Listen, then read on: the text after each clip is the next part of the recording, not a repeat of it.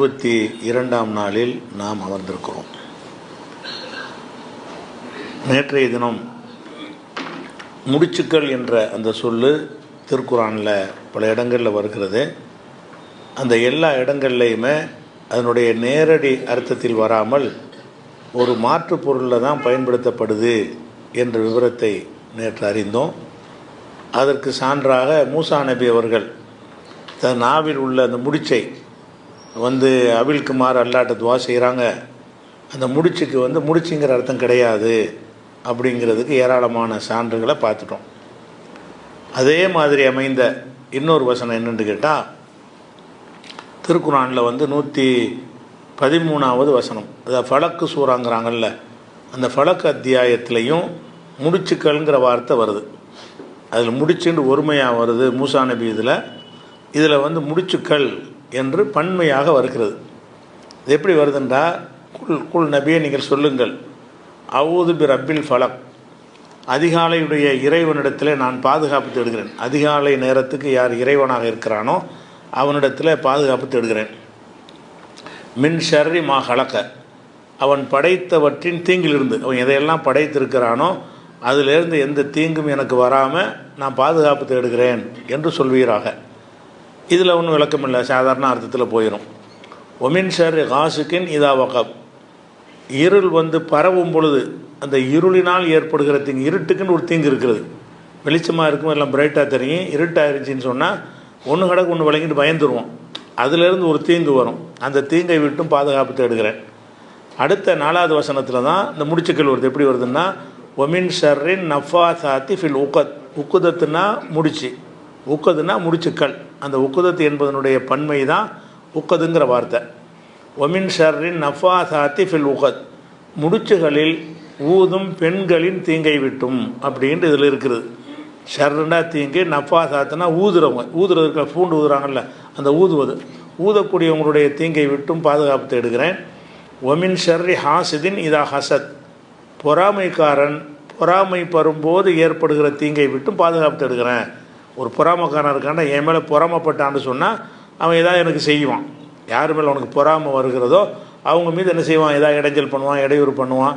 அதனால் ஒரு தீங்கு வரும். யாராவது பொறாமையின் காரணமாக எனக்கு ஏதாவது ஒரு தீங்கு செய்வார்களே, ஆனால் அந்த தீங்கு நேராமல் அல்லாஹ் ஒன்றை தான் நான் பாதுகாப்பு தேடுகிறேன் என்று சொல்வீராக என்று இந்த வசனத்தில் ஒரு கட்டளையிடப்படுகிறது. இதில் இந்த பொறாமைக்காரனுடைய தீங்குங்கிறது நமக்கு விளங்குகிறது, இருளுடைய தீங்கு என்பதும் விளங்குகிறது, அல்லாஹ் படைத்தவற்றுடைய தீங்கு என்பது நமக்கு விளங்கக்கூடியதாக இருக்கிறது. ஆனால் முடிச்சுக்களில் ஊதும் பெண்களின் தீங்குங்கிறது அது எதை சொல்கிறான்னு ஒரு விளக்குனா தான் வழங்கும், வார்த்தைக்கு அர்த்தம் தான் வழங்குமே தவிர இது எதை பற்றி பேசுதுன்னு விளங்குற மாதிரி அந்த சொல்லு இல்லை. அதனால் என்ன செய்கிறாங்கன்னா, இந்த வார்த்தைக்கு முடிச்சுக்கள்னு யாருமே அர்த்தம் செய்யலை, முடிச்சுக்கள் அர்த்தம் இல்லைன்னு வச்சிடுறாங்க, வேறு அர்த்தம் கொடுக்குறாங்கல்ல, அந்த வேறு அர்த்தத்தை தப்பாக கொடுக்குறாங்க. என்ன கொடுக்குறாங்கன்னு கேட்டால், முடிச்சுக்கல்ல ஊதுதல் என்று கேட்டால் சூனியக்காரங்க, சூனியம் செய்யக்கூடியவர்கள் என்ன செய்வாங்க, முடிச்சில் ஊதி சூனியம் செய்வாங்க. அதிலேருந்து பாதுகாப்பு தேடுவதுக்கு தான் இந்த வசனம் அருளப்பட்டு, இந்த சூறாவே அருளப்பட்டுச்சு அப்படின்னு என்ன செய்கிறாங்க பல அறிஞர்கள் சொல்கிறாங்க. முடிச்சுக்கல்ல ஊதி, ஏன்னா பெண்கள்னு ஏன் வருதுன்னு கேட்டால், அந்த காலத்தில் பெண்கள் தான் அதிகமாக சூனியம் பண்ணாங்க, அதனால் பெண்கள் வருகிறது அப்படின்னு சொல்லி இந்த சூறாவில் நஃபா சாத்திஃபில் உக்கது என்கிற வார்த்தை முடிச்சுக்களில் ஊதும் பெண்கள் என்று வந்தாலும் சூனியக்காரிகளுடைய தீங்கை விட்டும் பாதுகாப்பு தேடுகிறேன் அப்படின்னு அர்த்தம். அவங்களும் மாற்று அர்த்தம் தான் கொடுக்குறாங்க. முடிச்சுன்னு அர்த்தம் செய்யலை, முடிச்சுல தான் ஊதுவாங்களாம். சூனியம் பண்ணுற ஆளுக்கு முடிச்சு போட்டு ஊதுவாங்க அப்படிங்கிற மாதிரி ஒரு விளக்கத்தை கொடுக்குறாங்க. ஆனால் இந்த சூறாவில் எந்த ஒரு இடத்துலையுமே இது சூனியக்காரங்களை பற்றி தான் குறிக்குது என்று முன்பின் வசனங்களில் எந்த ஒரு குறிப்புமே இல்லை. முடிச்சுக்கொள்ளில் ஊதக்கூடியவருடைய தீங்குன்னு மட்டும்தான் வருகிறது. இது சூனியத்தை தான் குறிக்குது என்று சொல்வதற்கு போதுமான ஆதாரம் இருக்கணும்ல. ஆதாரம் என்னென்னு கேட்டால், சில தப்சீர்கள் எழுதி வச்சுருக்கிறாங்க. என்ன எழுதியிருக்காங்கன்னு கேட்டால், அதாவது இது அதாவது ரசூலுல்லாஹ்வுக்கு சூனியம் செஞ்சாங்களாம். சூனியம் செஞ்ச உடனே அலி ரலியல்லாஹு அன்ஹு, ஜுபைர், அம்மார் பின் யாசிர் ஆகியோரை நபிகள் நாயகம் ஸல்லல்லாஹு அலைஹி வஸல்லம் அந்த கிணற்றுக்கு அனுப்பினார்கள். அவர்கள் கிணற்றின் நீரை இறைத்தார்கள். அந்த நீர் மருதாணிச்சாரை போல இருந்தது. பின்னர் பாறாங்கல்லை நீக்கினார்கள். அதன் அடியில் இருந்த பேரிச்சம்பாளையின் உரையை வெளியே எடுத்தார்கள். அதில் நபி அவர்களின் தலைமுடியும் அவர்களுடைய சீப்பின் பற்களும் இருந்தன. ஊசியில் கோர்க்கப்பட்ட நூலும் 12 முடிச்சுக்கள் போடப்பட்டு இருந்தன. அப்போதுதான் 113 114 அத்தியாயங்கள் அருளப்பட்டன. ஒவ்வொரு வசனத்தை ஓதியவுடன் ஒவ்வொரு முடிச்சாக அவிழ்ந்தன. 113லையும் 114லையும் சேர்த்து 12 வசனம் வரும். 12 முடிச்சு போட்ட முடிச்சான். இந்த ஃபலக்கு நாசு ரெண்டையும் ஓத ஒவ்வொரு வசனம் ஓத ஒவ்வொரு முடிச்சாக அவிழ்ந்தது அப்படின்னு சொல்லி சாலபிங்கிற ஒரு ஆள் எழுதின தப்சீரில் எழுதி வச்சிருக்கிறார். இப்படி எழுதினதுக்கு இவர் தப்சீர் பிற்காலத்தில் ஒரு தப்சீர்காரர் தான் இவர். இது எந்த ஹதீஸில் இருக்குது, யார் அறிவிப்பாளர், எந்த கிதாபில் இருக்குது, சனது என்ன, ஒன்றுமே இல்லாமல் அவர் எழுதி வச்சிருக்கிறார். அவர் இந்த இதுக்கும் சூனியத்துக்கு சம்பந்தமே இல்லை. சூனியத்தை பற்றி தான் இது இறங்குனதுன்னு சொல்கிறாங்கல்ல. சூனியத்தை பற்றி இறங்குனதுன்னு சொல்வதற்கு ஒரு ரசூலுல்லாஹ்வுடைய ஒரு ஹதீஸ் இருக்கணும், இல்லை சஹாபியாவது இதுக்கு தான் இறங்குனுச்சின்னு சொல்கிற மாதிரி இருக்கணும். ஆனால் இது சலபி என்ற ஆளுடைய ஒரு தஃப்சீரில் தான் இருக்குது. இந்த விஷயத்தை இது இப்னு அப்பாஸ் ஆயிஷா 2 பேரும் கூறினார்கள் என்று வர சேர்த்து சொல்லியிருக்கிறார். இப்னு அப்பாஸ் யார்கிட்ட கூறினார், ஆயிஷா யார்கிட்ட கூறினாங்க, அவங்க யார்கிட்ட கூறினாங்க, அவங்க யாருன்னு கூறினாங்க, எந்த ஹதீஸ் நூலில் எடுத்தார் அப்படிங்கிற விவரம் அதில் இல்லை. அதனால் இந்த விஷயத்தை இதில் இவர் இப்னு கசீர் இருக்கார்ல, அவர் என்ன செய்கிறாருன்னா இந்த சாலபியில் உள்ளதை எடுத்து காப்பி பண்ணிவிட்டு இது எந்த ஒரு சான்றும் இல்லாமல் இவர் பொய்யா சொல்கிறாரு, தவறாக சொல்கிறாரு, இதுக்கு எந்த ஒரு ஆதாரமும் அது சாலபி சொன்ன தப்சீர்லேருந்து எடுத்து போட்டு இது பிழையான செய்தி, இதுக்கு எந்த ஒரு ஆதாரமுமே கிடையாது, இது இந்த சூனியத்துக்கு தான் இறங்குனுச்சுங்கிறது. பொதுவாக சைத்தான்ட்டிருந்து தீங்கிலிருந்து பாதுகாப்பு தேடக்கூடிய சூறாக்கள் தான் இந்த 2 சூறாக்களுமே. சூனியம்ங்கிற ஒரு விஷயத்துக்கு தான் இது எல்லாமே இறங்குனுச்சு அப்படின்னு இது இறங்குனதுக்கு இதை காரணமாக்கி சூனியத்துக்கு ஒரு ஆற்றல் இருக்குன்னு சொல்கிறாங்கல்ல, அதுக்கு சான்றாக்குவதற்கு இதை எடுத்து வைக்கிறாங்க.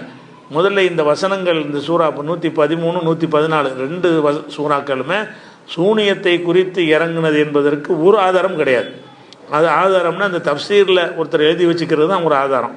அந்த தப்சீரில் உள்ள ஒரு ஆதாரத்தையே ஒரு இப்னு கசீருங்கிற தப்சீர்காரர் மறுத்துடுறார்.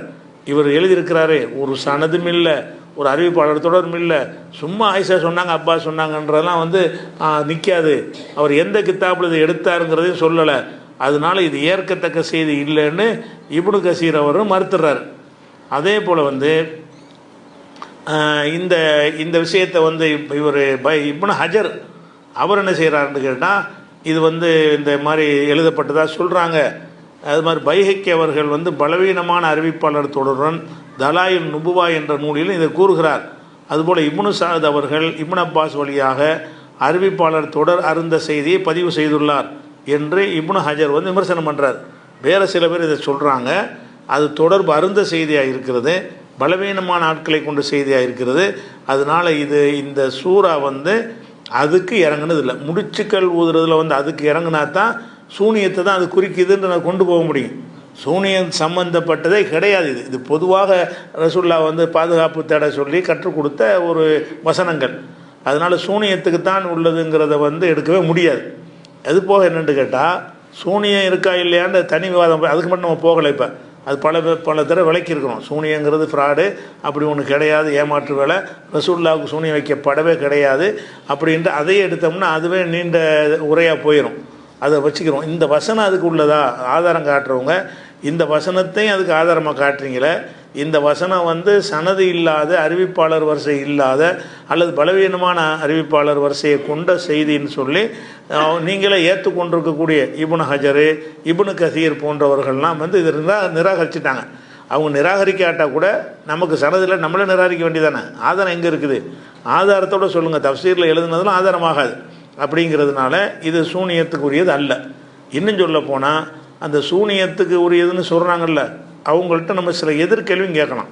இது சூனியத்துக்கு தான் அருளப்பட்டுச்சின்னு சொன்னீங்கன்னா பல கேள்வி அதில் வரும். முடிச்சுகளில் ஊருக்கு என்ன அர்த்தம் நம்ம தனி அர்த்தத்தை சொல்லுவோம், அதுக்கு சரியான அர்த்தம் என்னங்கிறத ஹதீஸ் துணையோடு நம்ம சொல்லுவோம். அதுக்கு முன்னாடி தப்பான அர்த்தத்தை நம்ம கிளியர் பண்ணணும்ல, அதுக்காக தான் முடிச்சுகளில் ஊதுற பெண்கள்ங்கிறீங்களே. அப்போ ஆண்கள் சூனியம் செஞ்சு அதுக்கு என்ன பாதுகாப்பு இருக்குது? அவங்க கருத்துப்படி வச்சா அல்லாஹ் சூனியக்காரனுடைய தீங்கிலேருந்து பாதுகாக்கிறதா இருந்தால் சூனியக்கார பெண்களிடம் இருந்தும் சூனியக்கார ஆண்களிடம் இருந்துங்கிற மாதிரி தான் நல்லா சொல்லுவான். நீங்கள் பெண்களிடமிருந்து தானே பாதுகாப்பு தேடுற மாதிரி வருது. இது சூனியத்திலிருந்து பாதுகாப்பு தேடக்கூடிய சூறான்னு சொல்கிறீங்க. அப்போ வந்து ஆம்புல சூனியம் செஞ்சு அதுக்கு என்ன இல்லை, எந்த ஒரு செக்யூரிட்டியும் இந்த வசனத்தில் இல்லை அப்படிங்கிற ஒரு அர்த்தம் வந்துடுது. அது மாத்திரம் இல்லாமல் இப்போ ரசூல்லாவுக்கு சூனியம் செஞ்சதுன்னு சம்மந்தப்படுத்துறீங்க. ரசூல்லாவுக்கு சூனியம் செஞ்ச ஆளுன்னு உங்கள் கருத்து பிரகாரம் லபீதுன்னு ஒரு ஆம்பளை தானே செஞ்சான். ரசூல்லாவுக்கு சூனியம் செஞ்ச ஆள் யாருன்னு கேட்டால் லபீதுல் அசம்னு சொல்லி ஒரு ஆம்பளை தான் செஞ்சுருக்கிறான், ஆண் யூதன். அப்போ ஆணு தான் சூனியம் செஞ்சு இருக்கும் பொழுது அது சம்பந்தமாகவே அந்த வசனம் இறங்குறதுன்னு சொன்னீங்கன்னு சொன்னால் ஆம்பளையத்தானே அதை சொல்லி இருக்கணும். சூனியம் செஞ்சது ஆம்பளைன்னு வருது. இன்னும் சொல்ல போனால் இன்றைக்கி உலகத்தில் உள்ள மந்திரவாதி எல்லாம் எடுத்துக்கிட்டீங்கன்னு சொன்னால் ஆம்பளை தான் சூனியக்காரனாக இருப்பானோ. இந்த கதைகள் தான் சூனியக்கார கிழவின்னு கொண்டு வருவாங்க. புராண இதிகாசங்கள்லாம் என்ன செய்வாங்க, சூனியக்கார கிழவின்னு ஒரு கதையை போட்டு விட்ருவாங்க. கதையில் தான் சூனியக்கார கிழவி இருக்குமே தவிர எல்லாம் மந்திரவாதம் யாராக இருக்கிறான், எல்லாம் ஆம்பளை தான் செய்வாங்க. ஆம்பளை தான் அந்த சூனியம் இந்த மாதிரி ஏமாத்துறதுலாம் ஆண்கள் தான் அதிகமாக செய்கிறாங்களே தவிர பெண்கள் அதை செய்கிறதே கிடையாது. அது ஒன்றாச்சா. அதனால் அது சிந்திச்சு அந்த சனதும் இல்லை. அதே கருத்தரிப்படில் பார்த்தானே அதுக்காகத்தான் அது இறங்குமாக இருந்தால் முதல்ல அந்த ஆம்பளை தானே சூனியம் செஞ்சு அவன்கிட்டருந்துல பாதுகாக்கிற மாதிரி வாசகம் வரணும். அது ஒரு விஷயம் இருக்குது. அதுபோக வந்து இந்த சூனியம் செஞ்சது கூட ஆயிரக்கணக்கான முறைகளில் செய்கிறாங்க. இல்லை ஃப்ராடு தான் இருந்தாலும் ஒவ்வொருத்தன் ஒவ்வொரு விதமாக என்ன செய்கிறான், சூனியம் செய்கிறான். இதில் வந்து முடிச்சில் ஊதுறதுக்கு மட்டும்தானே பாதுகாப்பு இருக்குது. வேறு வகையில் செஞ்சால் என்ன செய்வீங்க, சூனியம் வந்து முடிச்சுகளில் ஊதி சூனியம் செய்கிறாங்கல்ல, முடிச்சுகளில் ஊதுறதுன்னு அது வந்துருச்சு. அப்போ முடிச்சில் ஊதுறதுங்கிறது வந்து உங்கள் கருத்து பிரகாரம் சூனியத்தினோட ஒரு வகை. அந்த ஒரு வகை தானே ரசூல்லாவுக்கு செஞ்சது வந்து முடிச்சில் ஊதுன விஷயமாக இல்லை. முடி கிடியெல்லாம் வச்சு ஒரு மந்திரம் பண்ண மாதிரி தான் வருகிறது. அது இல்லாமல் எத்தனை வகை அந்த சூனியம் ஏமாற்றக்கூடியவன் வந்து ஏராளமான வகையில் வந்து சூனியம் செய்வான். அப்போ இந்த முடிச்சில் ஊதி சூனியம் பண்ணுறான்னா அதுக்கு தான் இதில் பாதுகாப்பு இருக்குது. வேறு வகையில் வந்துக்கிட்டு சூனியம் பண்ணான்னா அதுக்கு பாதுகாப்பு தேடுற மாதிரி இல்லை. அல்லாஹ் வந்து ஒரு விஷயத்தை பாதுகாப்பு தேட கற்றுத்தர்றான்னு சொன்னால் அது பூரணமானதானே அல்லாத்த கற்றுத்தருவான். குறைபாடு உள்ளதை எல்லாம் கற்றுத்தர மாட்டான். பூரணமானதாக இருந்தால் சூனியக்காரனுடைய தீங்குன்னு சொல்லி போட்டு மின் சர்வீஸ் ஆகிருன்ட்டு போயிடலாம். சூனியக்காரன் தீங்கை விட்டும்டா அது அவன் எந்த வகையில் சூனியம் செஞ்சாலும் அது பாதுகாப்பு போயிடும். சூனியம்ங்கிற வார்த்தை லேசான புரியக்கூடிய ஒரு வார்த்தை இருக்கும் பொழுது இதில் வந்து சூனியத்தை குறிக்காத முடிச்சுக்களில் ஊதுதல்ன்ற வார்த்தையை வச்சுக்கிட்டு இது சூனியக்காரிகள் இருந்தாங்க, அவங்க தான் சூனியம் செஞ்சாங்க அப்படிலாம் சூனியக்காரிகள்லாம் இருக்கவே இல்லை. கதைகள்லாம் தான் இருந்தாங்களே தவிர உங்கள் வாழ்க்கையில் சூனியக்காரன்னு சொல்லக்கூடியவன்னா ஆம்பளையா பொம்பளையா? பெண்கள் அந்த மந்திரம் இது பேய் ஓட்டுறது பிசாசு ஓட்டுறதுலாம் செய்கிறாங்களே, இதெல்லாம் யார் செய்கிறா? ஆம்பளை தானே செய்கிறாங்க. அஜர்த்து மாதிரி இந்த மாதிரி ஆளுக்கு தான் செய்கிறாங்க. வேறு மதத்தில் எடுத்தால் கூட இந்த சாமியார் தான் செய்கிறாங்க. பெண்கள்ங்கிறது ஒரு 1000 ஒரு கணக்கில் கூட இருக்காது. அப்படி இருக்கும்போது பெண்கள் தான் சூனியம் பண்ணுவார்கள், அதனால பெண்கள்னு சொல்லப்பட்டிருக்கு, அதில் ஆணும் எடுத்துக்கிறோம்ன்ற மாதிரி வியாக்கியானம்லாம் கொடுக்குறாங்க. அப்படின்னா முதல்ல ஆண்களை சொல்லிட்டு வேணால் பெண்களை எடுத்துக்கிறதுன்னு சொல்லணும். அது ரொம்ப ரேராக உள்ளது. அதிகமாக உள்ளது தானே சொல்லணும் முக்கியமாக. அதனால் வந்து இந்த அவங்க முடிச்சுக்களில் ஊதுதல் என்பதற்கு வந்து சூனியம் முடிச்சுக்களில் ஊதி சூனியம் செய்வார்களே அவங்களுடைய தீங்கை விட்டும் நல்லா பாதுகாப்பு தேர்ற கற்றுத்தந்தான்னு சொல்வது. அதுபோக ஒவ்வொரு வசனத்தை ஓதணும்னு ஒவ்வொரு முடிச்சு அவிழ்ந்ததுங்கிறது ரசூல்லாவோட சம்மந்தப்படுத்தி சொல்லும்போது என்ன ஆகுதுன்னு கேட்டால் இட்டு கட்டினதாக போயிடுது, பொய்யா போயிடுது. ரசூல்லா இந்த வசனம் அதுக்கு இறங்கவும் இல்லை. ஒவ்வொரு ஒவ்வொரு முடிச்சு அவிழ்ந்தது அப்படிங்கிற மாதிரி உள்ளதுக்கு வந்து எந்த ஒரு சான்றுமே கிடையாது. அதனால் வந்து இப்போ இந்த சூனியக்காரர்னு அர்த்தம் செய்யக்கூடியவங்க கூட முடிச்சுன்ற அர்த்தத்தை வந்து முடிச்சில் ஊதி தான் சூனியம் செய்வாங்கன்னு தான் வர்றாங்க.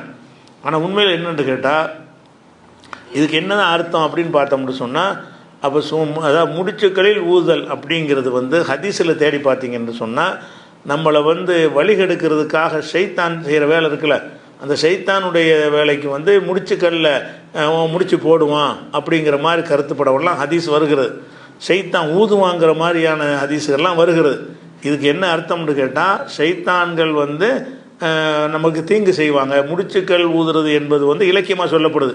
முடிச்சில் ஊதுறதுங்கிறது கெடுக்கிறதுக்கு செய்ய வேண்டிய ஒரு காரியம்.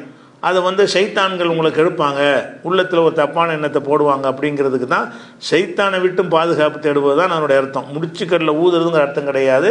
ஆனால் அதுக்கு உதாரணம் புகாரியில் வந்து ஒரு ஹதீஸ் இருக்குது, 1142வது ஹதீஸ்.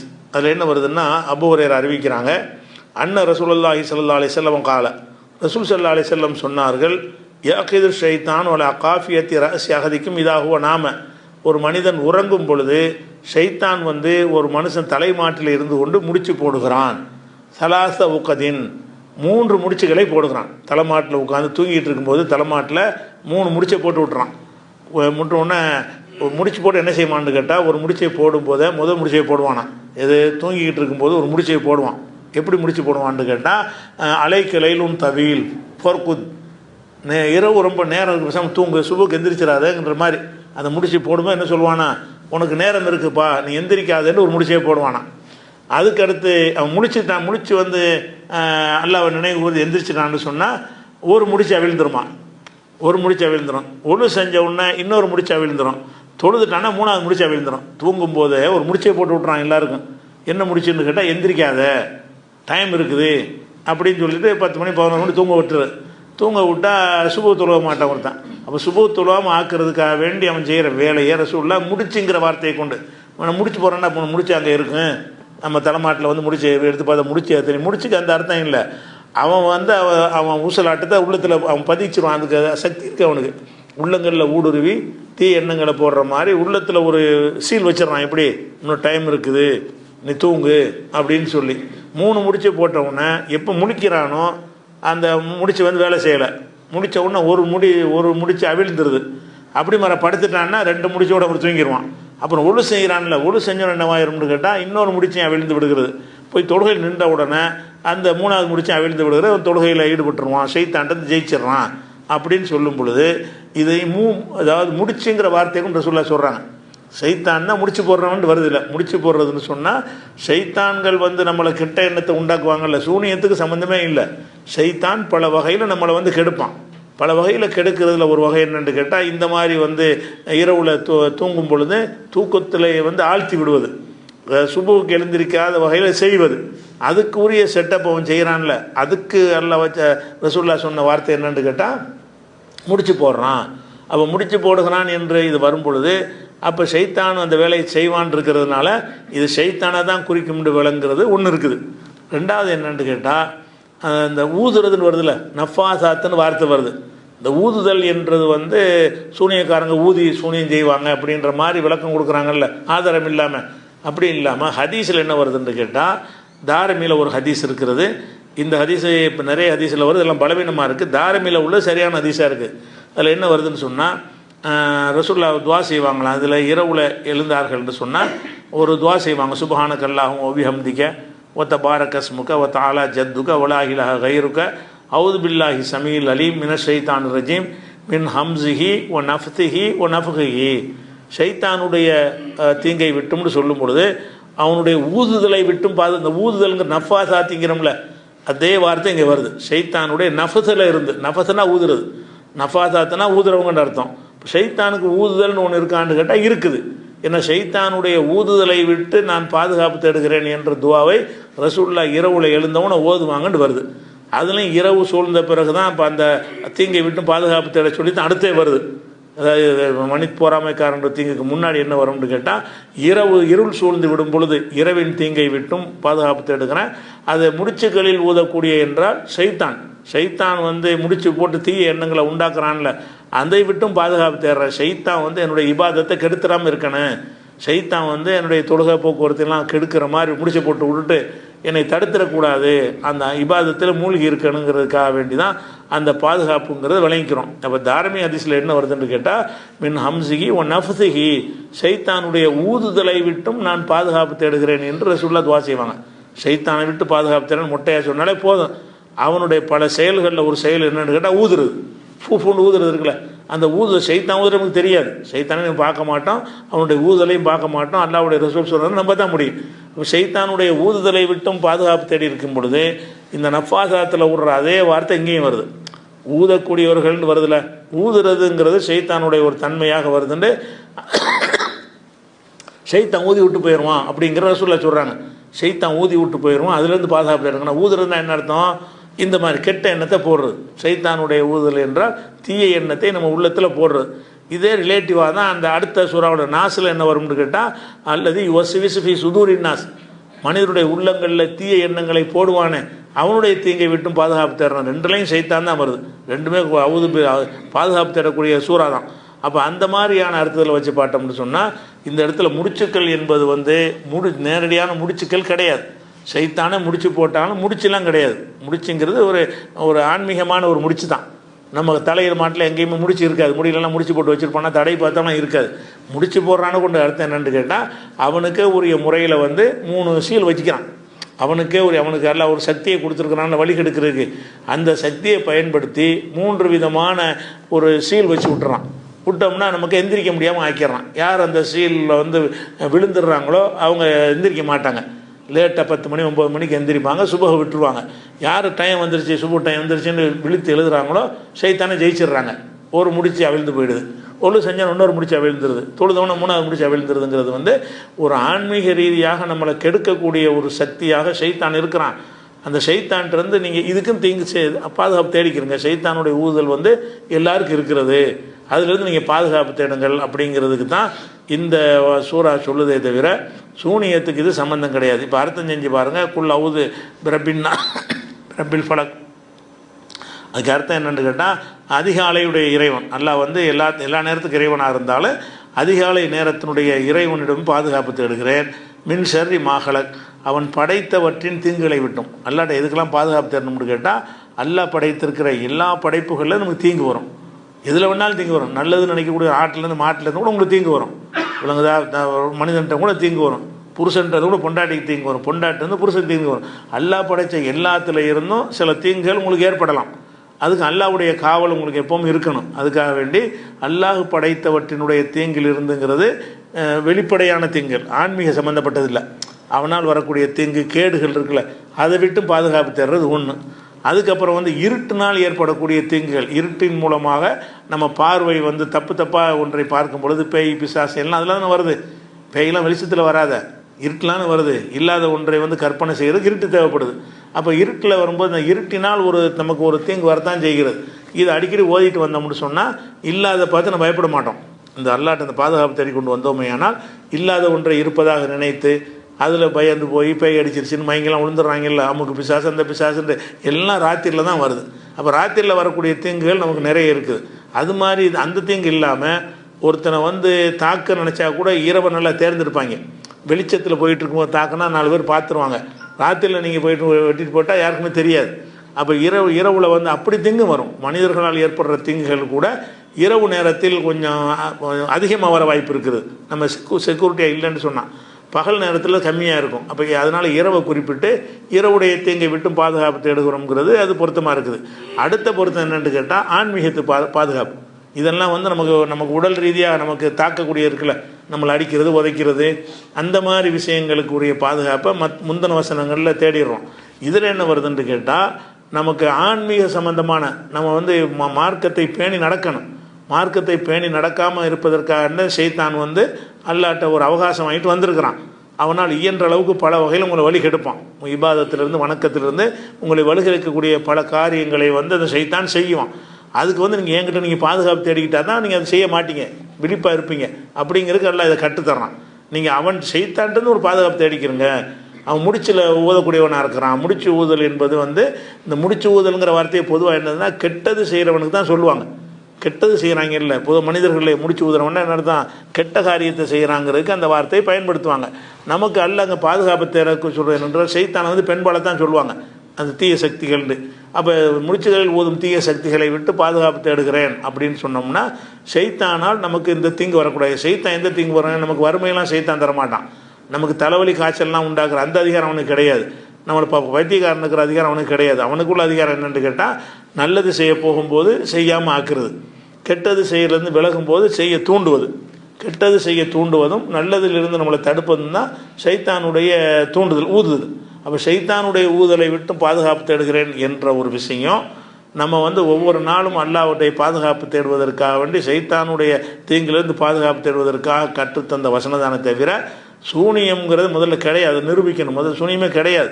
சூனியன் ஃப்ராடு தான் இருக்கே தவிர சூனியத்தினால எந்த தீங்கும் செய்யவே முடியாது. சூனியத்தினால் நம்ம சேலஞ்செல்லாம் பண்ணோம், சவால்லாம் விட்டோம், 50 லட்ச ரூபாயெல்லாம் பரிசு கொடுத்தோம், ஒன்றும் செய்ய முடியாது. சூனியங்கிறது ஒன்றும் பொய். அது பொய்யாக நபிகள் நான் செய்யப்பட்டதா சொல்கிறாங்க. அதை தலைப்பை எடுத்தால் விரிவாகி போயிடும். இப்போ நம்ம முடிச்சுக்கன்னு மட்டும்தான். முடிச்சுகள்ன்ற வர்ற இடத்துல என்ன செய்யக்கூடாது, இது வந்து சூனியக்காரிகள்ன்ற அவங்க ஒரு வியாக்கியானம் கொடுக்குறாங்கல்ல, அது வந்து தவறான வியாக்கியானம்.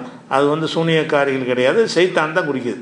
அது இந்த ஹதீஸ் 2 ஹதீஸ் அதுக்கு ஆதாரமாக நம்ம காட்டியிருக்கிறோம். அதுக்கப்புறம் இந்த முடிச்சுங்கிற விஷயத்தை வந்து இன்னும் சில விஷயத்துக்கு எல்லாம் பயன்படுத்துகிறான். அது வந்து கொள்கை ரீதியான பிரச்சனை கிடையாது. சாதாரணமாக இந்த முடிச்சுங்கிறதுக்கு சொல்கிறான்னு கேட்டால், நம்ம திருமணம் பண்ணுறோம்ல, திருமணத்தை பற்றி எல்லாம் சொல்லும்போது திருமணம் என்னும் முடிச்சுங்கிறான்ல. திருமணத்தை பற்றி பேசும் பொழுது அவ் யோஃப் அல்லது எதிகி உகுதத்து நிக்காக என்ற முடிச்சு யார் கையில் இருக்கிறதோ அவன் வந்து விட்டு கொடுக்கட்டும் அப்படின்னு ஒரு விஷயத்தை சொல்லும் பொழுது 2வது சூறாவில் 237வது வசனத்தில் திருமணத்தை ஒரு முடிச்சுன்னு எல்லாம் சொல்கிறான். அது முடிச்சுன்னு ஒன்றும் கிடையாது, முடிச்சு போடுறது கிடையாது. ஆனால் திருமணம் என்பது என்னன்னு கேட்டால், தனியாக இருந்து 2 பேரும் ஒன்றா சேர்த்து வைக்கிறது தானே முடிச்சுடைய வேலையும் அதானே. முடிச்சுங்கிறது என்னது? பிரிஞ்சு கிடக்கிறது ரெண்டையும் இணைக்கிறது தான் முடிச்சு போடுவாங்க. அந்த முடிச்சு அவுக்கிறது, பிரிக்கிறதுக்கு முடிச்சு அவுக்கிறது, சேர்க்கறதுக்கு முடிச்சு போடுறது. 2 கட் பண்ண 2 நூலை எடுத்து முடிச்சு போட்டீங்கன்னா 2 ஒரு நூலாக போயிடும். அப்போ நூல் எப்படி முடிச்சு போடுறதுல எப்படி 2 பேரும் இணைக்கிறதோ அந்த மாதிரி ஒரு அக்ரிமெண்ட் தான் கல்யாணம்ங்கிறது. அவள் யாரோ இவன் யாரோ, இந்த கல்யாணம் செஞ்சவொன்னே 2 பேரும் ஒன்றா இணைஞ்சிடுறாங்க. நாங்கள் இருவரும் ஒன்று தான் வந்துடுறாங்க. எந்த ஒரு ஒளிவு முறையும் இல்லாமல் அவங்களுக்குள்ள ஓப்பனாக இல்லாமல் என்ன செய்கிறாங்க, பகிர்ந்து கொள்கிறார்கள். அப்படி இருக்கிறதுனால அது ஒரு முடிச்சாக எல்லாம் கருதுறான். திருமணம் என்பதே ஒரு முடிச்சு தான். ஏன்னா எங்கேயே தனித்தனியாக இருந்தவர்கள் தான் நல்லா இருக்கிற நூலை போய் யார் முடிச்சையும் போட மாட்டாங்க. ஒரே நூலாக இருக்குன்னு வைங்க, அதில் போய் முடிச்சு போட்டால் விளையாட்டுக்கு போகிறான்னு அர்த்தம். அது பயனற்று போடும். முடிச்சு எதுக்கு போடுவோம்? இது ஒரு நூல் அது ஒரு நூல், இணைக்கிறதுக்கு என்ன செய்வோம்? முடிச்சு போடுவோம். அதே மாதிரி தான் கல்யாணம்ங்கிற என்னென்னு கேட்டால், அவன் யாரோ இவன் யாரோ, 2 பேருக்கு எந்த சம்மந்தமும் இல்லை. திருமணங்கிற அந்த ஒரு முடிச்சை போடுவதன் மூலமாக 2 பேரையும் சம்மந்தமாக்குறோம் அப்படிங்கிற கருத்து வர்ற காரணத்தினால எல்லாம் என்ன செய்கிறான்னு கேட்டால், திருமணத்தை வந்து முடிச்சுங்கிறதை கொண்டு சொல்கிறான். இதில் வந்து இந்த கொள்கை அந்த மாதிரி விஷயம் கிடையாது. ஆனால் முடிச்சுக்கு அந்த அர்த்தம், முடிச்சுங்கிற அர்த்தத்தில் இங்கே வரல. ஆனால் முடிச்சுடைய தன்மை இருக்குது. கல்யாணத்துக்கு முடிச்சுன்னு இதுக்கு எல்லாம் சொல்கிறான்னு கேட்டால், முடிச்சு போட்டால் எப்படி 2 இணையுமோ அந்த மாதிரி ஒரு ஆணும் பெண்ணும் இணைவார்கள் திருமணத்தின் மூலமாக. அதனால் திருமணமே ஒரு முடிச்சு தான். நம்ம இதில் இவங்களோட 3 நெசமாக முடிச்சு போட்டு முடிச்சுங்கிறாங்க. வேறு மதத்தில் 3 முடிச்சுங்கிறான்ல, தாலி கட்டும்போது முடிச்சு போடுறாங்கல்ல, அந்த முடிச்சு அல்ல இது. நமக்கு தான் தாலி கிடையாது. அல்லா போடுற அல்லா முடிச்சுன்னு சொல்ல என்னென்னு கேட்டால், நேரடி அர்த்தத்தில் முடிச்சு இல்லை. பிற மதத்துக்காரங்களும் கல்யாணத்தை முடிச்சுன்னு தான் சொல்கிறாங்க. 3 முடிச்சு போட்டுன்னு தானே சொல்கிறாங்க. 3 தாலி கட்டும்போது 3 முடிச்சு போட்டால் கல்யாணம் ஆகிடுச்சின்னு சொல்கிறாங்க. அவங்க நெசமாகவே நூலில் போட்டு முடிச்சு போடுறாங்க. இஸ்லாத்தில் அது கிடையாது. நெசம் முடிச்சுங்கிற என்னென்னு கேட்டால் இணைப்பு தான். அதை திருமணம் பண்ணிக்கிறேன்னு சொல்கிறாங்கல்ல, தான் முடிச்சு. நான் இவ்வளோ கல்யாணம் பண்ணிக்கிறேன், நான் உனக்கு கல்யாணம் பண்ணி தர்றேன், நான் ஒத்துக்கிறேன், இந்த அக்ரிமெண்ட் இருக்குல்ல, இந்த அக்ரிமெண்ட்டுக்கு பேர் தான் இஸ்லாத்தில் வந்து முடிச்சே தவிர முடிச்சு போடுவது இல்லை. அதே மாதிரி வந்து 2:235 எல்லாம் என்ன செய்கிறான்னு கேட்டால், பல தாசிம உக்குதத்தை நிக்காக. அதாவது இது என்ன விஷயம்னு கேட்டால், ஒரு பெண்ணு வந்து கணவனை இழந்துட்டாங்க. கணவனை இழந்திருக்கும் பொழுது 4 மாதம் 10 நாளைக்கு அவங்க என்ன செய்யணும்? இந்தாவில் இருக்கணும். இந்தான்னா இருட்டறையில் இருக்கிறது கிடையாது. இதான்னு சொன்னால் அலங்காரம் செய்யக்கூடாது, வேறு கல்யாணம் பண்ணக்கூடாது. 4 மாதம் 10 நாள் கழித்து தான் வேறு கல்யாணம் பண்ணணும். இதோட தான் கண்டிஷன். மற்றதெல்லாம் நம்மளாக உண்டாக்கிட்ட இதான்னு சொல்லி சடங்குகள்லாம் நம்மளாக உண்டாக்கிட்ட விஷயம், அதை விட்டுருங்க. அப்படி ஒரு பெண் இதாவில் இருக்கும் பொழுது அப்போ வந்து ஆண்களோடு அவங்க எப்படி பழகலாம், அதாவது மகரம் இல்லாத ஆண்களோட, அந்நிய ஆண்களோட எப்படி அவங்க பழகலாம் பேசலாம் என்பதை சொல்லக்கூடிய ஒரு வசனம். அது என்ன சொல்லுதுன்னு கேட்டால், லா ஜுனாஹ அலைக்கும், உங்கள் மீது குற்றமே இல்லை, ஃபீமா அர்ரல்தும் ஃபீ மின் ஹித்பத்தின் நிசா, இத்தாவில் இருக்கிற பெண்களை மனம் பேசுவதற்குள்ள மனம் பேசுவதை சாடை மாடையாக பேசுவது குற்றமில்லை. இத்தாவில் இருக்கிற ஒரு பெண்ணிட்ட போய் நான் வந்து உங்களை மாதிரி ஒரு பெண்ணை தான் தேடிக்கிட்டு இருக்கிறேன், உங்களை மாதிரி ஒரு பெண்ணு கிடைச்சா உங்களை கல்யாணம் பண்ணிக்கிறேன்னு அப்படி பேசலாம். உங்களே கல்யாணம் பண்ணுறேன்னு பேசக்கூடாது. இத்தாவுடைய நேரத்தில் வந்து அந்த பெண்கள்கிட்ட, இத்தாவில் இருக்கிற பெண்கள்கிட்ட ஆண்கள் பேசலான்னு வருது. எதை பற்றி பேசலான்னு கேட்டால், கல்யாணம் பண்ணுறேங்கிற விஷயத்தை விட்டுட்டு மற்ற பேச்செல்லாம் பேசலாம். அந்த கல்யாணத்தை கூட சாடமாடையே பேசலாம். உன்னைய கல்யாணம் பண்ணுவேன்னு சொல்லாமல் உங்களை மாதிரி ஒரு பொண்ணு கிடைச்சா கல்யாணம் பண்ணலான்ட்டு இருக்கிறேன்னு சொல்லி எப்படி சாடமாடையே பேசுறது இருக்குல்ல, அது அப்படியே எல்லாம் சொல்கிறான். லாஜுனாக அழைக்கும், உங்கள் மீது குற்றம் கிடையாது. ஃபீமா அர்ரல் தும்பிகை மின் ஹித்பத்தின் நிசா, பெண்களை மனம் பேசுவதில் சாடை மாடையாக சொல்கிறீங்கல்ல, அது குற்றம் கிடையாது. இதாவில் இருக்கிற பெண்கள்கிட்ட போய் சாடமாடையாக இது மாதிரி பேசுறது தப்பு கிடையாது. அவள் அக்கனன்தும் அம்புசிக்கும், அல்ல உங்களோட மனசில் வந்து இவளுக்கு இதான் முடிஞ்சால் நம்ம கல்யாணம் பண்ணிக்கிறணும்னு நினைக்கிறது தப்பு கிடையாது. ஒரு கணவன் இழந்து ஒரு பெண் இருக்கிறா, இவளுக்கு இதான் முடிஞ்ச உடனே நம்ம திருமணம் பண்ணிக்கிறலாம்னு மனசில் ஒருத்தர் நினைக்கிறான், அது தப்பாண்டா தப்பு கிடையாது. நினைச்சதை வந்து வெளிப்படுத்தி சொல்கிறான் சாடமாடையா, அப்போவும் தப்பு கிடையாது. உலாக்கின் லாத்து வாயுதுன்னு சிர்ரா, நீங்கள் வந்து ரகசியமாக திருமணம் பண்ணணும்னு வாக்களிச்சிடாதீங்க. இதாவுடைய காலத்தில் வாக்களிச்சிடாதீங்க. ஒலா தாசிமு, நீங்கள் உறுதியான முடிவுக்கு வராது. உக்குதத்து நிக்காஹி, திருமணம் என்ற அந்த முடிச்சுக்கு உறுதியான முடிவுக்கு வராதிங்க, திருமணம் முடிச்சுக்கு என்ன செய்யாதீங்க, உறுதியான முடிவுக்கு வராதிங்கன்னு சொல்லும்போது முடிச்சுட்டு வருது. திருமணம் என்ற முடிச்சுன்னா திருமணம் என்ற அக்ரிமெண்ட், அந்த விஷயத்தை உறுதிப்பட சொல்லிடாதீங்க, உன்னை நான் கல்யாணம் செய்து கொள்வேன் அப்படின்ற மாதிரி என்ன செய்யக்கூடாது, சொல்லக்கூடாது. நல்லா சொல்கிறான். எது வரைக்கும் சொல்லக்கூடாதுன்னா ஹத்தா எவ்வளோகள் கிதாப் அஜலாம், அந்த தவணை முடிகிற வரைக்கும், 4 மாதம் 10 நாள் அந்த தவணை இருக்குல்ல, அது முடிகிற வரைக்கும் செய்யாதீங்கிறான். அப்போ இந்த இடத்துல வந்து திருமணத்தை பற்றி செய்கிற முடிவு இருக்குல்ல, அந்த முடிவுக்கு எல்லாம் என்ன வார்த்தையை போடுறான்னா முடிச்சுன்னு போடுறான். திருமணத்துக்கு முடிச்சுங்கிற வார்த்தை, அதாவது சைத்தானுடைய தூண்டுதலுக்கும் முடிச்சுன்ற வார்த்தை சொல்லப்படுகிறது, நாக்கில் உள்ள குறைபாடுக்கும் முடிச்சுன்னு சொல்லப்படுகிறது. இந்த 2 வசனத்தில் என்ன படுதுன்னா திருமணத்தை முடிச்சுன்னு நல்லா என்ன செய்கிறான், சொல்லி காட்டுறான். இது ஒரு விஷயமாச்சு. இது முடிச்சுகள் பற்றி வரக்கூடிய முடிச்சுகள் குரானில் இவ்வளோ தான் வருகிறது.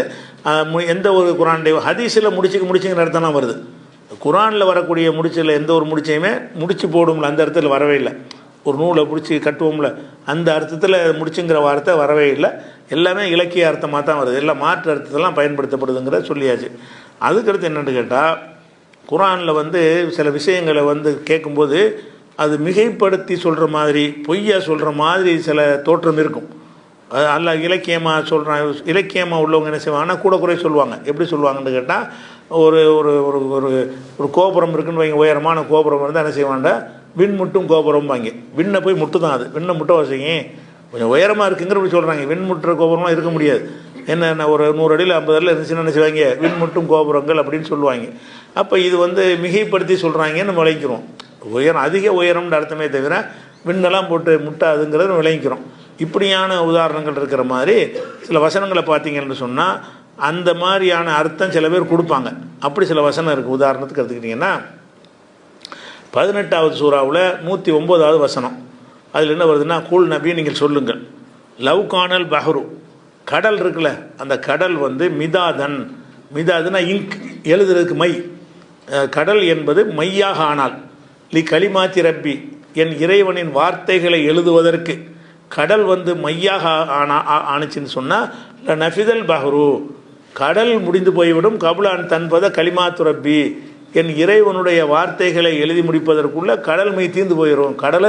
கடல் பூரா மையாக இருக்குது, கடல் பூரா இங்காக இருக்குன்னு வைங்களேன். ஒரு சாதாரண ஒரு பேனாவில் கொஞ்சோன்னு ஊற்றுற ஒரு இங்கை கொண்டு விட்டால் எத்தனை வால்யூம் அளவுக்கு நம்ம எழுதிட முடியுது, ஒரு கொஞ்சோன்னு இங்கிலேயே. இப்போ கடல் பூரா இங்காக இருந்தால் என்ன ஆகுறது, அவ்வளோ இங்கு இருந்தால் கூட அந்த இங்கை தொட்டு எழுதினா கூட அல்லாவுடைய கடல் முடிஞ்சு போயிடும். எழுதிக்கிட்டே வருவீங்க அல்லாவுடைய கலிமாக்களை, அல்லாவுடைய வார்த்தைகளை எழுதிக்கிட்டே வந்தீங்க என்று சொன்னால் அது வந்து கடலை முடிஞ்சு போயிடும். மை பத்தாது. ஒரு கடல் பூரா மையானா கூட தொட்டு எழுதி கடல் இல்லாமல் போயிடும். ஆனால் எழுத வேண்டிய ஒரு மிச்சமாக இருக்கும். அப்படிங்கிற மாதிரி கருத்தில் அல்லாஹ் எப்படி செய்கிறான்னு கேட்டால், லவ் கானல் பஹ்ரு மிதாதல் கலிமாத்தி ரப்பி, எனது இறைவனுடைய நபியை நீங்கள் சொல்வீராக, எனது இறைவனுடைய கலிமாக்களை வார்த்தைகளை எழுதுவதற்கு கடல் மையாக ஆகும் என்று சொன்னால், இல்லை நஃபிதல் பஹ்ரு, கடல் முடிந்து போய்விடும், அந்த மை தீர்ந்து விடும். கபுலான் தன்பத கலிமாத்து ரப்பி, என் இறைவனுடைய வார்த்தைகள் முடிவதற்கு முன்னால் கடல் தீர்ந்து விடும். அது மாத்திரம் இல்லை, உளவு ஜினாபி மிசிலிஹி மததா, இது போன்ற இன்னொரு கடலை நம்ம கொண்டு வந்தாலும் சரி, 2 கடல் வந்தாலும் சரி தான். ஒரு கடல் பூரா எழுதி முடித்தவுடனே இன்னும் எழுத வேண்டி இருக்குன்னா இன்னொரு கடல் அதை மையாக்குறது, அப்படி இருந்தாலும் சரி அப்பவும் பத்தாது, அவ்வளோ கலிமாக்களை எழுத முடியாது, நல்லா சொல்கிறோம். அதே மாதிரி இதே கருத்தில் வந்து என்ன இருக்குன்னு கேட்டால், 31வது சூறாவில் 27வது வசனத்தில் இதே கருத்து, வார்த்தைகள் வேறு. எப்படின்னு கேட்டால், உளவு அண்ண மாஃபிலிருந்து மின் சஜரத்தை நாக்கலாம், உலகத்தில் உள்ள மரங்கள் பூரா பேனாவாயிருச்சு. பேனா மரத்தெல்லாம் செய்வாங்க, இப்போ தான் பிளாஸ்டிக்கில் இங்கு ஊற்றி செய்கிறது. பேனாவை சீவி கொண்டு தொட்டு எழுதுவாங்க. மரங்களை தான் செதுக்கி என்ன செய்வாங்க, பேனாவை அதை பயன்படுத்திகிட்டு இருப்பாங்க. அதனால் எல்லாம் சொல்லி காட்டுறேன், உளவு அண்ண மாஃபிலிருந்து மின் சஜரத்தை நக்கலாம், எல்லா பூமியில் உள்ள எல்லா மரங்களும் பேனாவாக ஆகிவிட்டது. எல்லா மரங்களையும் செதுக்கி பேனா மாதிரி செஞ்சுக்கிட்டோம். அது மாதிரி ஒல் பஹுரு, கடல் வந்து எமுத்துகு மிம்பாதிகி சபோத் அபுஹரின், இந்த இருக்கிற கடலோட இன்னொரு 7 கடல் சேர்த்துக்க, அது எல்லாமே மையாயிடுச்சு. ஒரு கடல் இல்லை, அங்கே 2 கடல் தான் எல்லாம் சொன்ன முதல் இதில் என்ன செய்கிறான்டா 7 கடல் மை. அதாவது இருக்கிற கடலுக்கு மரங்கள் பூரா பேனாவாச்சு. இல்லை, கோடிக்கணக்கானவர் தொட்டு எழுதிட்டு இருக்கிறாங்க. அது அவ்வளோ வேணும்னு ஒரு ஆள் எழுத முடியாதுல்ல, அனைத்து பேரும் சேர்ந்து என்ன செய்கிறீங்க, கடல் மையை தொட்டு எழுதுறீங்க. அதே மாதிரி கடல் முடிஞ்சிருச்சு. 7 கடல் இல்லவே இல்லை. 7 கடல் அளவுக்கு மை உங்களுக்கு தந்து எழுத சொன்னாலும் மா நஃபிதத்து கலிமாத்துல்லா, அல்லாஹ்வுடைய வார்த்தைகள் முடியாது, மை தான் முடியும். இந்த மை தான் முடிஞ்சிருமே தவிர அல்லாஹ்வுடைய வார்த்தை முடியாது அப்படின்னு சொன்ன உடனே இதை எப்படி விளங்குறதுங்கிறதுக்கு என்ன செய்கிறாங்கன்னு அறிஞர்கள்லாம் வந்துக்கிட்டு இது எதை சொல்கிறதுன்னு சொன்னால் அல்லாஹ்வுடைய கலிமான குரான் என்று அவங்க அர்த்தம் செஞ்சு கொண்டு அல்லாஹ்வுடைய கலிமாண்டா என்ன குரானுடைய விளக்கம் வந்து அவ்வளோ இருக்கிறது. குரானுடைய விளக்கத்தை எழுதிக்கிட்டு இருந்தால் எழுதிக்கிட்டே இருக்க வேண்டியதான். அது வாட்டுக்கு அருவியாக வந்துக்கிட்டே இருக்கும். இங்கு தான் பத்தாமல் போயிருமே தவிர 7 கடலும் பத்தாது. 7 கடல் அளவுக்கு இங்குன்னா கற்பனை பண்ணுங்க எவ்வளோ இங்கு இருக்க முடியும், எப்போ முடியும்? அது அவ்வளோ கடல் இருக்கு. அவ்வளோ எழுதிட்டு இருந்தாலும் சரி தான் அது வந்து மை முடியாது. மை முடிஞ்சிடும். அல்லாஹ்வுடைய கலிமாக்களுக்கு விளக்கம் சொல்ல முடியாதுன்னு சொல்லி தஃப்சீருங்கிற பேரில் அல்லாஹ்வுடைய குரானுக்கு அம்புட்டு விளக்கம் இருக்குங்கிற மாதிரி என்ன செய்கிறாங்கன்னா சொல்கிறாங்க. ஒரு குரானுடைய வார்த்தைக்கு வந்து விளக்கம் போட்டு அதிகமாக விளக்கம் இருந்தாலே குழப்பம்னு அர்த்தவங்க. மும்பிட்டு இருக்கவங்களாம் கூடாது. செய்தி வந்து சட்டு போட்டுன்னு சொல்கிற ஒரு விஷயத்துக்கு ஒரு வரியில் விளக்கம் சொல்லாமல் தவிர ஒரு குரானுக்கு விளக்கம் சொல்வதற்கு அவனுக்கு 7 கடல் மை அளவுக்கு இருக்குன்னு சொன்னால் என்ன அதிலேருந்து எடுக்க முடியாது. என்ன எடுக்க முடியும் அதான் எடுக்க முடியும். ஒரு வசனத்துலேருந்து என்ன விளங்க முடியுமோ அதான் எடுக்க முடியும். ஒரு வசனம் இருக்குதா, ஒரு 2 வரி அளவுக்கு அதில் விளக்கம் கொடுக்கலாம், அவ்வளோதான். ஒரு 3 வரி அளவுக்கு விளக்கம் கொடுக்கலாம், அவ்வளோதானே தவிர 3 லட்சம் வரைக்கும் அதில் மாதிரி விளக்குன்னா அது அந்த வசனத்தை மறந்துடுவாது. ஒரு அது விளக்கம்னு சொல்ல இயலாது. அதுக்கு பேர் விளக்கம்னா சொல்ல முடியும். ஆனால் அறிஞர்கிட்ட செய்கிறாங்கன்னு கேட்டால் இது குரான் வந்து அவ்வளோ விளக்கம் உள்ளது, தஃப்சீர்னு உளறதுக்கெல்லாம் வசதியாக இருக்கும்ல, அதைத்தான் அல்லாஹ் சொல்கிறான்னு சொல்கிறாங்க. குரானுக்கு தஃப்சீர் எழுதுறதுக்கு எவனுக்கு முடியாது. எழுதிக்கிட்டே இருந்தாலும் சரி அது வாட்டுக்கு அவ்வளோ விஷயங்கள் இருக்குதுன்னு சொல்கிறாங்களே, அப்படிலாம் கிடையவே கிடையாது. அப்படி இல்லை, அவ்வளோ வேணாம். ஒரு 1000 வால்யூமில் வேணா எழுதியிருக்கான தஃப்சீர்னு சொல்லிட்டு பார்ப்போம், அப்படி தான் எழுத முடியாது. அப்படிலாம் கிடையாது. அவ்வளோதான். என்ன கட்டுக்கதெல்லாம் நுழைச்சி கிழிச்சி எழுதுனாலும் ஒரு லிமிட்டு தான், அவ்வளோதான். அதை தாண்டிலாம் போகாது. இன்னும் சொல்ல போனால் அப்படி சொன்னால் வந்து குரான் ட்ரையாக இருக்குன்னு அர்த்தமாயிரும். அப்படி ஒருத்தர் சொல்வாரையானால் குரான் வந்து விளங்க ரொம்ப கடினம், இவ்வளோ விளக்க உரை சொன்னால் இப்போ திருக்குறள் இருக்க பார்த்தவங்க விளங்காது. ஆனால் நிறைய விளக்க உரைகளை வச்சு தான் நீங்கள் விளங்க முடியும். ஏன்னா அவ்வளோ கடினமாக இருக்குது. திருக்குறள் என்பது நம்ம சாதாரண மக்கள் விளங்குவதற்கு கடினமாக இருக்குது. அதே மாதிரி இப்போ சங்க காலத்து இலக்கியங்கள் புலவர்கள், உமர் புலவர், கம்பர் இவங்கெல்லாம் எழுதுன படிச்சிங்கன்னா எனக்கு உங்களுக்குலாம் விளங்காது. நாமெல்லாம் தமிழ் புலவர்கள் கிடையாது. அதுக்கு விளக்கங்கள்லாம் எழுதியிருப்பாங்கல்ல, அதெல்லாம் வச்சு பார்த்தா தான் கொஞ்சம் விளங்கும். அப்படின்னா என்ன கடினமாக இருக்குன்னு அர்த்தம். கடினமாக இருந்தால் தான் ரொம்ப விளக்கம் ஜாஸ்தியாக இருக்கும். கடினமில்லாத விஷயத்துக்கு வந்து விளக்கம் தேவையே இல்லை. அப்படி கடினமான விஷயத்தை இருந்தால் இந்த மக்கள் வந்து எதை அதுலேருந்து எடுப்பாங்க? அவ்வளோ விளக்கண்டா. மக்கள் சொன்னோம் தொழுகை நிலைநாட்டினா அர்த்தம் விளங்கிடணும். நோம்பு வைனா விளங்கிடணும் மக்களுக்கு. அதுக்கு தான் குரான் நல்லா தர்றானே தவிர அதை குத்தி பண்ண என்ன அப்படின்னு விளங்கி அதுக்கு தஃப்சீர் போய் அதுக்கு லட்சக்கணக்கான பக்கங்கள் எழுதி இப்படி சொல்வதாக இருந்தால் அதை விளங்கியவன் கடைப்பிடிப்பான். இது கடைப்பிடிக்கிறதுக்குள்ள ஒரு விஷயமாக்கு. குரானை வந்து கடினமாக்குவதற்கு இந்த வசனத்தை பயன்படுத்துகிறாங்க. ஒரு இலக்கியமாக தான் சொல்லப்பட்டிருக்கு. ஆனால் இலக்கியம் என்ன கேட்டால் 7 கடல் மையாகிறதுங்கிறது இல்லாத ஒன்று தானே. கடல் மையாவும் ஆகாது தானே. அப்படி ஆகும் இல்லாத ஒன்றை ஒரு கற்பனையாக சொல்வதும் இலக்கியம்தான். ஆனால் இது என்ன சொல்லுது விளங்கிட்டீங்கன்னு சொன்னால் ஒரு அற்புதமான ஒரு செய்தியை வாக்கு இந்த சொல்லுது. அதுக்கு முன்னாடி எதை விளங்கிக்கணும்னு கேட்டால் இது குரானைத்தான் சொல்லுதுங்கிறாங்கல்ல, அது தப்பு. ஏன் தப்புங்கிறோம்னு கேட்டால் குரானை பற்றி அல்லாஹ் சொல்லுமா என்ன செய்கிறான்னு கேட்டால் பல இடங்களில் 2வது சூறாவில் 185வது வசனத்தில் இந்த ரமலான் மாதத்தில் தான் குரான் அருளப்பட்டது அப்படின்னு சொல்லக்கூடிய வசனம் இருக்குல்ல, அந்த வசனத்தை சொல்லும் பொழுது உன்சில பீஹில் குரான் ஹுதன் லின்னாசி பையினாத்தி மினல் ஹுதா, இந்த குரான் வந்து மக்களுக்கு நேர்வழி காட்டும், நேர்வழியை தெளிவாக காட்டிவிடும். தெளிவாக காட்டுறதுக்கு லட்சக்கணக்கான பக்கங்களுக்கு விளக்கம் அது தெளிவாக காட்டுங்கிறான். அல்ல என்ன செய்யறான், பையினாத்தி மினல் ஹுதா, ஹுதா நேர்வழியை தெளிவாக இது காட்டுங்கிறது குரானுடைய சிறப்பு. குரான்ங்கிறது ரொம்ப ட்ரையானது கிடையாது, ஹார்டானது கிடையாது, விளங்க கஷ்டமானது கிடையாது, நிறைய தெளிவாக தான் ஆக்கியிருக்கிறான். அல்லாஹ் என்ன செய்யறான் 185 வசனத்தில் சொல்லி காட்டுறான். அதே மாதிரி இந்த குரானை பற்றி பேசும்பொழுது 138 வசனத்தில் சொல்கிறான் ஹாதா பயானுல் லின்னாஸ், இது மக்களுக்கு பயான்கிறான். பயான்றாலே தெளிவாக உள்ளது. ஹாதா பயான் பண்ணுறாங்கன்னு சொல்கிறீங்கல்ல, பயான்னா தெளிவாக சொல்கிறாங்கன்னு தான் அர்த்தம். ஹாதா பயானுல் லின்னாஸ், இது மக்களுக்கு தெளிவாக வந்த வேதமாகும், தெளிவாக சொன்ன செய்தின்னு சொல்லி இந்த குரானே அல்லாஹ் பயான்னு சொல்கிறான். மூடி மறைத்து பயானா இல்லாட்டி தான் விளக்கம் தேவைப்படும். பயானா இருந்தால் அதை சொன்னோன்னே விளங்கிடும். அல்லாஹ் அந்த குரானுக்கு கொடுத்த பேர் என்னன்னா பயான், மக்களுக்கு பயானாக இருக்கிறது அப்படின்னு சொல்கிறான். அதே மாதிரி வந்து குரானை சொல்லும் பொழுது என்ன செய்கிறான்னு கேட்டால் பிரகாசிக்கும் ஒளின்னு சொல்கிறான். தெளிவான ஒரு ஒளி பிரகாசம்னு எல்லாம் சொல்கிறான். ஒளி வெளிச்சம்ங்கிறான். வன்சல்னா இலைக்கும், உங்களுக்கு நம்ம இறக்கி இருக்கிறோம் நூறன் முபீனா, அதாவது தெளிவுபடுத்தக்கூடிய ஒரு ஒளியையும் பிரகாசத்தையும் தந்திருக்கிறோம். தெளிவுபடுத்தலுங்கிற வார்த்தையிலேயே ட்ரையாக இல்லைன்னு விளங்கிறது. அது வெளிச்சமாக சொல்கிறான்ல, குரான் ஒரு வெளிச்சமாக தான் ஆக்கியிருக்கிறோம். வெளிச்சமாக இருக்கிறதுக்கு விளக்க உரை எழுதுன்னு வெளிச்சமாக இருந்தால் படிச்சுட்டு இருக்குல்ல, வெளிச்சம்னாலே பளிச்சென்று தெரிகிறது. பளிச்சென்று தெரியக்கூடிய விஷயமாகத்தான் இந்த குர்ஆனை தந்திருக்கிறேன்னு அல்லாஹ் சொல்கிறான். இது வந்து ட்ரை ஆகில்லை. அதே மாதிரி 474 5:15 அல்லாஹ் என்ன செய்கிறான்னு கேட்டால், கஜ்ஜாக்கும் மினல்லாஹி, அல்லாஹ்விடமிருந்து உங்கள்கிட்ட வந்து விட்டது, நூறுன் ஒளி வந்து விட்டது, ஒரு கிதாபுன் முபீன் பிரகாசமான தெளிவான வேதம் வந்து விட்டது, உங்களுக்கு வந்திருக்கிறது. அல்லாஹ்ட்டிருந்து ஒரு ஒளியும் வந்திருக்கிறது. ஓகே, ஒளிங்கிறது ரசூலுல்லாஹ் குறிக்கிறது. அன்னைக்கு முந்தைய சொல்லிட்டோம். ஓ கிதாபுன் முபீன், தெளிவான வேதம் உங்கள்கிட்ட வந்திருக்கும் போது வெறும் கிதாப் வந்துச்சு நல்லா சொல்லலை, தெல்ல தெளிவான வேதம் உங்களுக்கு வந்திருக்கிற அந்த வேதம் வந்து தெல்ல தெளிவாக இருக்கிறது. தெல்ல தெளிவாக இருந்தால் என்ன தேவையில்லை, அதுக்கு வியாக்கியானங்கள் தேவையில்லை, பக்கங்களுக்கு எழுத வேண்டிய அவசியம் இல்லை. ஆயிரக்கணக்கான பக்கங்களில் ஒரு வார்த்தைக்கு விளக்கம் எழுதணுங்கிற மாதிரி இருந்தால் அது தெளிவுன்னு யாரும் சொல்ல மாட்டாங்க. சொன்னோன்னு விளங்குனா தான் தெளிவும்பாங்க. அல்ல அந்த குர்ஆனுக்கு என்ன சர்டிஃபிகேட் கொடுக்குறான்னா, கிதாபுன் முபீன், தெல்ல தெளிவான வேதம் உங்களுக்கு வந்திருக்குன்னு அல்லாஹ் சொல்லி காட்டுறான். 5:15 7:52 அல்லாஹ் சொல்லும் பொழுது, வலகஜ்ஜனாஹும் பி கிதாபின், இவர்களுக்கு ஒரு வேதத்தை நம்ம வழங்கியிருக்கிறோம், ஃபஸ்ஸல்நாஹு அலா இல்மின், ஞானத்தோடு அதை தெளிவுபடுத்தியிருக்கிறோம், விளக்கம் படுத்தியிருக்கிறோம். ஃபஸ்ஸல்னா விரிவாக்கம் செய்கிறது, நாம் விரிவாக விளக்கி இருக்கிறோம். ஹுதன் வ ரஹ்மத்தல் லிகௌமின் யுமினூன், நம்பிக்கை கொண்ட மக்களுக்கு அருளாகவும் நேர்வழியாகவும் இருக்கிறது நல்லா சொல்லி காட்டுறான். 10:37 என்ன செய்கிறான்னு கேட்டால், இந்த மாக்கான ஹாதல் குர்ஆன் ஐயுஃப்தரா மின் தூனில்லா, இந்த குர்ஆன் அல்லாஹ் அல்லாதவர்களால் இட்டு கட்டப்பட்டது கிடையாது, அல்லாஹ்ட்ட தான் வந்திருக்கிறது. அல்லாஹ் அல்லாஹ்ட்ட சொன்னது கேட்டு இட்டு கட்டி முகமது சொல்லவில்லை. உலாக்கின் தஸ்தீக் அல்லதி பைன எதைகி, முன்னுள்ள வேதங்களை மெய்ப்படுத்துகிறது. ஓ தஃப்சீல் அல் கிதாப், அந்த கிதாபை விரிவாக்கம் செய்து உங்களுக்கு சொல்லுகிறது, விளக்கமாக சொல்லுகிறது அப்படின்னு சொல்லி 10:37 எல்லாம் சொல்லி காட்டுறான். 11:1 சொல்லி காட்டுகிறான், கிதாபுன், இது ஒரு வேதம், இந்த குர்ஆன் என்பது ஒரு வேதம். உஹக்கிமத் ஆயாத்து, அதனுடைய ஆயத்து வசனங்கள் எல்லாம் உறுதிப்படுத்தப்பட்டிருக்கிறது. சும்மா ஃபுஸ்ஸிலத்து, பிறகு விளக்கமாக சொல்லப்பட்ட, ஃபுஸ்ஸிலத்துனா விரிவாக சொல்லப்பட்டிருக்கு, விளக்கமாக சொல்லப்பட்டிருக்கு, மூடலாக சொல்லப்படல, இல்லை விளங்குற மாதிரி சொல்லப்பட்டிருக்குன்னு சொல்லி இந்த குர்ஆனுக்கு அப்படி ஒரு சிபத்தை எல்லாம் சொல்லி காட்டணும்.